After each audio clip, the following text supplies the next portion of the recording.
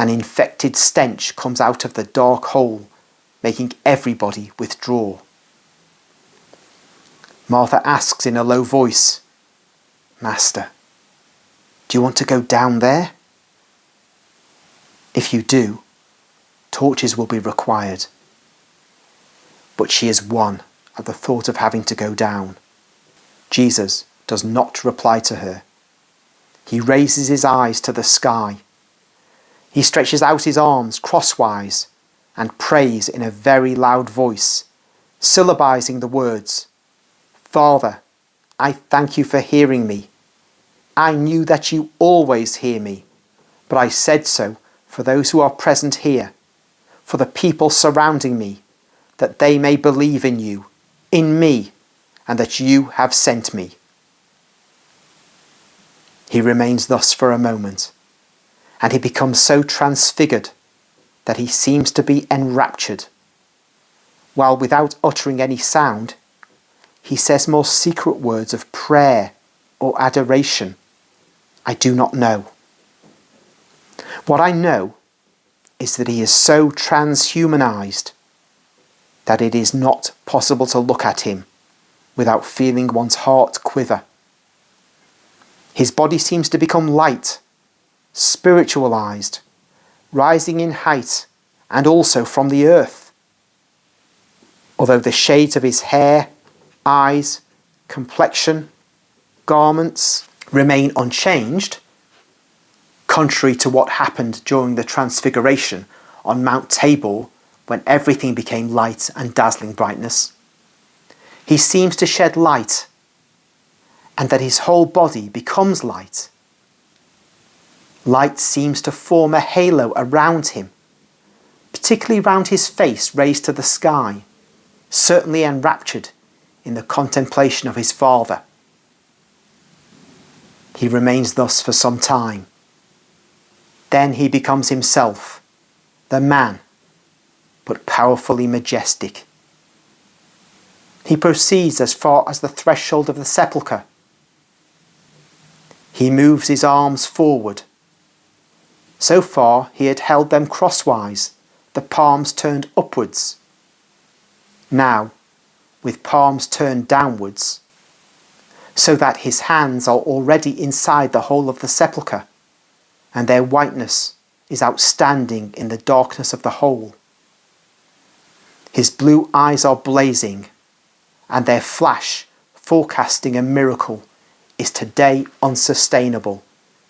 In the silent darkness, and in a powerful voice, and with a cry louder than the one he uttered on the lake when he ordered the wind to abate, in a voice that I never heard in any other miracle. He shouts, "Lazarus, come out!" His voice is echoed by the sepulchral cave, and coming out of it, it spreads all over the garden. It is repeated by the undulations of the ground of Bethany. I think it travels as far as the first hills beyond the fields, and then comes back, repeated and subdued, like an order that cannot fail. It is certain that from numberless directions one can hear again, "Out, out, out." Everybody is thrilled with emotion, and if curiosity rivets everyone in his place, faces grow pale and eyes are opened wide, while mouths are closed involuntarily with cries of surprise already on their lips. Martha, a little behind and to one side, seems fascinated, looking at Jesus. Mary, who has never moved away from the Master, falls on her knees at the entrance of the sepulchre, one hand on her breast to check her throbbing heart, the other holding the edge of Jesus' mantle, unconsciously and convulsively. And one realizes that she is trembling, because the mantle is shaken lightly by the hand holding it. Something white seems to emerge from the deep end of the sepulchre. At first, it is just a short convex line. Then it becomes oval-shaped. Then wider and longer lines appear. And the dead body, enveloped in its bandages, comes slowly forward, becoming more visible, more mysterious, and more awful. Jesus draws back, imperceptibly but continuously, as the other moves forward. Thus, the distance between the two is always the same. Mary is compelled to drop the edge of the mantle, but she does not move from where she is. Joy, emotion, everything nail her to the place where she is.